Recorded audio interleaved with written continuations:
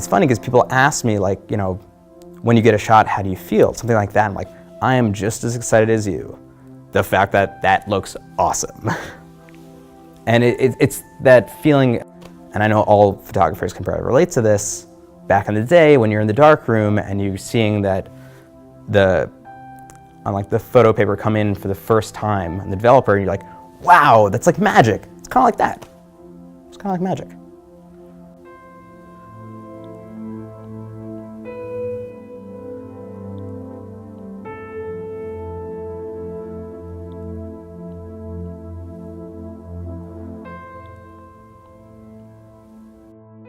It's just such a different way of looking at the world that we're not really used to. It's a different way to be creative.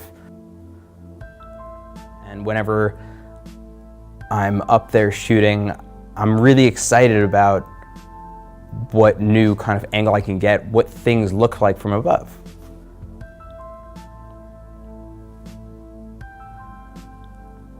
I think it's a really great way to bring a different perspective.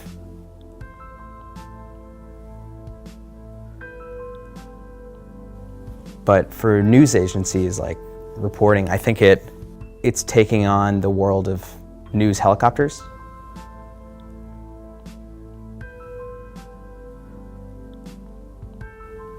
Just adding a few feet, meters, 100 feet, 1,000 feet. Depending on what you're shooting, I think it's really different. I think it lends a perspective that we're not used to, and so we think it's automatically interesting. But once you add creativity into it, it could be it's a whole new ballpark.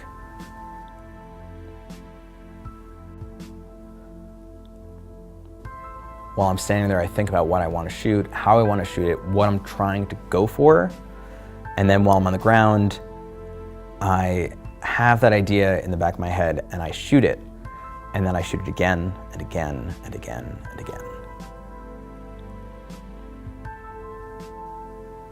Fly under 400 feet, don't fly near airports, try to avoid people, don't fly at night. Congested areas are bad, be safe. It's mostly about safety.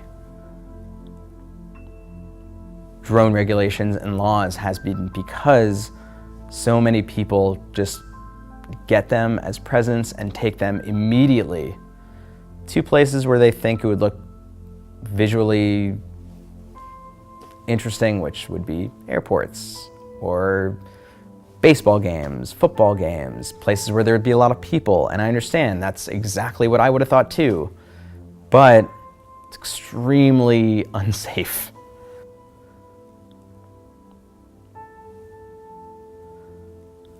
Buy a $20 drone from Amazon, from B&H, set up a course in your apartment, in your house, and fly.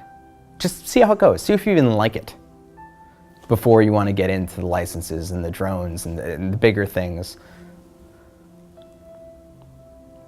Then you're welcome to join the rest of us in the hassle of doing the test every 2 years with the FAA. And it's really hard.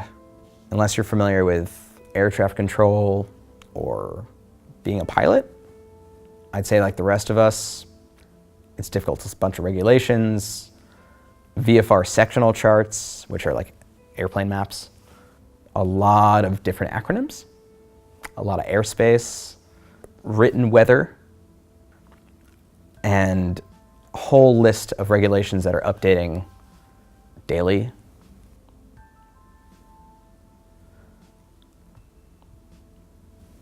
It's a really amazing feature that I think we're still building, we're still in the beginning steps of, and I think it's going to change a lot of the way we see things and how we capture the world.